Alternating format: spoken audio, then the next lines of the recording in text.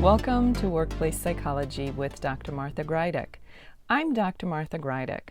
This podcast examines a wide variety of work-related issues through the lens of industrial and organizational psychology.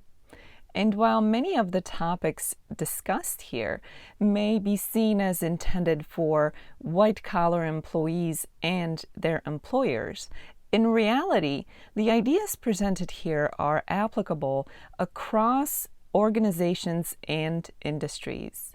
Additionally, many of the topics discussed here may be applicable outside of the workplace. I encourage you to examine what's presented here, apply what makes sense to you, and simply discard the rest. Let's talk about making the most of your workday.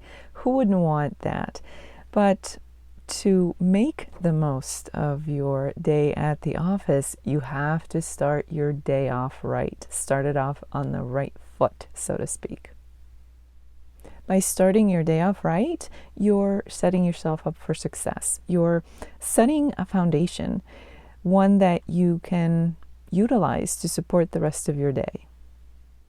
And while there's no one thing or set of things that you can do to make your day bulletproof, certainly when you focus on starting your day right, you are that much more ahead rather than starting off by being behind. And if things that are unplanned or difficult do happen throughout the day, when you set yourself up for success, you're likely to be much better equipped in handling unforeseen or surprising situations. First things first, you want to be well rested. So aim to get a good night's sleep. When you set yourself up for success starting the night before, you are making so much more progress. You're taking a big step to giving yourself an advantage for the next day.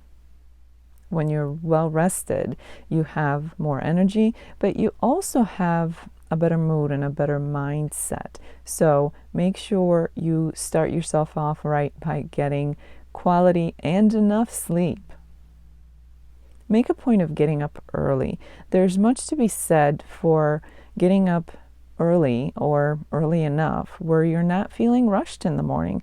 You never know what happens in terms of things that happen at home before you leave the house or things that happen as far as traffic goes. So when you get up early and get yourself ready and get yourself going, once again, you're setting yourself up for success so that you don't have to rush or worry about being late or actually showing up at the workplace late and starting off with a deficit of sorts. If you don't already have a morning routine, consider adopting a morning routine, but make sure it's one that is beneficial for you, one that works for you, one that makes things flow, that gets you going, that gets you started in the right way. If you have a routine that disrupts the rest of your day or a routine that's more chaos than anything else, obviously that doesn't serve you. So focus on creating a routine to start your day, one that serves you, one that helps you with how the rest of the day goes for you. What your routine will look like, your best routine, will differ from person to person. For one person, a morning routine may include exercise. For another person, it may be something like meditation. For another person, it may be the importance of spending time with loved ones. So make sure that you figure out what routine works best for you. And it doesn't have to be one of those three. It could be a combination. It could be whatever works for you. The bottom line is that it has to be something that sets you up for success as far as how the rest of your day goes, your emotions, your energy, your mind. So if you already have a routine, now is the time to review it and see how well it serves you. And if you don't have one, consider creating a routine for yourself, one that you can stick to every morning. It's also helpful to set some goals for the day. You can do that the night before, or you can do that in the morning, whichever works for you. And again, goal setting will be different for different people. Some people will be quite specific in what they want to accomplish throughout their workday. Other people will have some general goals, not necessarily down to the last point, down to the last detail, but more general in nature. Whatever works for you. Or it could be a combination. For some things, you will be quite specific. For other things, it can be more of a general goal or set of goals. So make sure that you work on having some goals for the day. And again, it will depend on you how specific and detailed those goals will be. You can set those up sometime in the morning, or it's something that you can also prepare the night before. If you commute to work, use that commute to your advantage. Maximize it. And it will differ from person to person in terms of how you choose to maximize your commute time. For some, it may be all about being productive and getting a head start on the day at the office. For others, it will be more about relaxation. For others, it may be about self-care or self-improvement or education or enjoying things like audiobooks or music. So whatever works for you. And it could be different things on different days. It could go with your mood. It could go with the day of the week. It could go with the season. Whatever works for you. But remember that if you do commute to work, there is a certain amount of time while you're going to and from work that could be likely utilized. Even if you're driving, you could do something like listen to audiobooks or podcasts or music that energizes or relaxes you, or you can get a head start on work in some ways. And if your commute does not involve driving, you probably have even a little more freedom in terms of how you can use that time. So consider how you can maximize your commute. Your commute can also serve as a way to connect with work when you're on your way to work, and as a way of disconnecting from work when you are leaving work at the end of the day and heading home. So there are many ways that the commute can be utilized. This is a good time to consider how you can use your commute to your advantage. Make sure you focus on your strengths. Like everybody else in the world, there are some things you are good at and some things you are not so good at. And sometimes we want to tackle our weaknesses so that we can strengthen them. And while there's nothing wrong with that, there's a time and a place for that. If you want to maximize how well your day goes, you may consider focusing on your strengths first. That can give you a sense of power, a sense of accomplishment, and a sense of motivation, or serve as motivation. So consider focusing on your strengths as you start your day.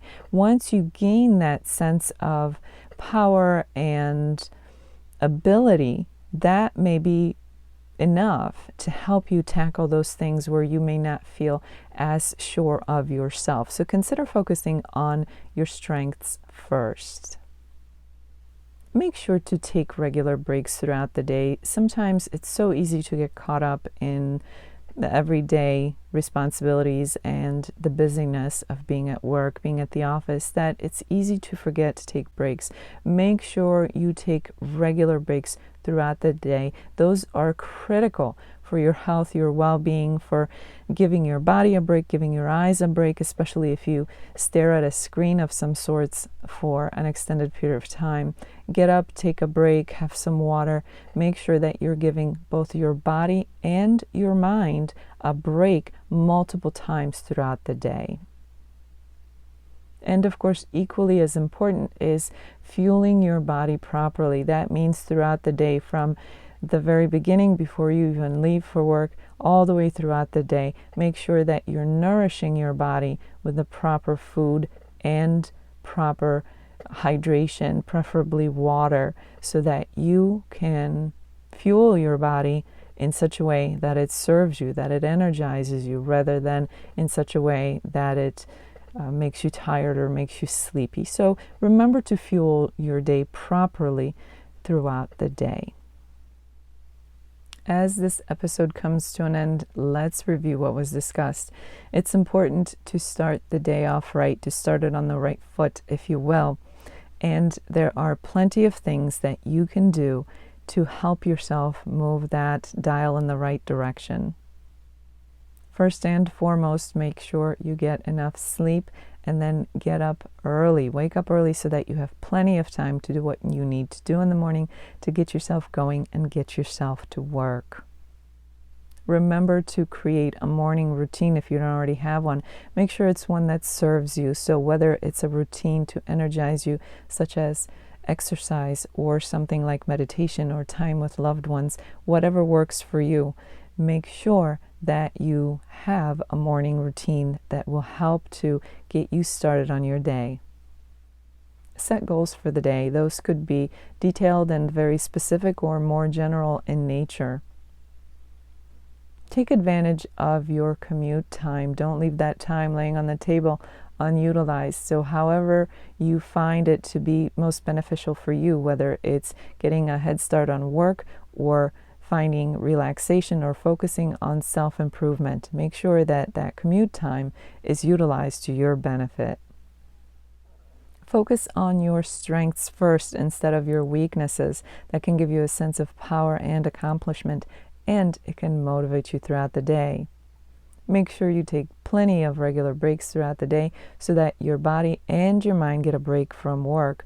And don't forget to fuel your body properly. That means nutritious food and good hydration, such as water. As the week unfolds, I invite you to consider how you start your day every day. It can make or break the rest of your day, and if you encounter things that are difficult or unforeseen throughout the day, which can often happen, if you start your day right, you are that much more better prepared to handle such surprises. You may already have a way to start your day, but maybe it needs a little tune-up. Or if you've never considered how you start your day, but rather go with the flow or flow in the chaos, which may be for some of you, then I invite you to consider organizing your mornings in such a way that they help you to start your day off right and help to set the tone for the rest of your day at the office.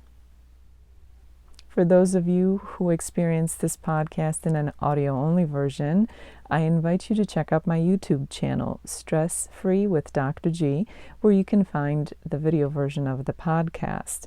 The link for that is in the description below. In addition to the video version of the podcast, my YouTube channel also contains videos that focus on stress management, so I invite you to check that out. Thank you for joining me today. Please subscribe to this podcast. I look forward to seeing you here again next time. Until then, I wish you joy and well-being.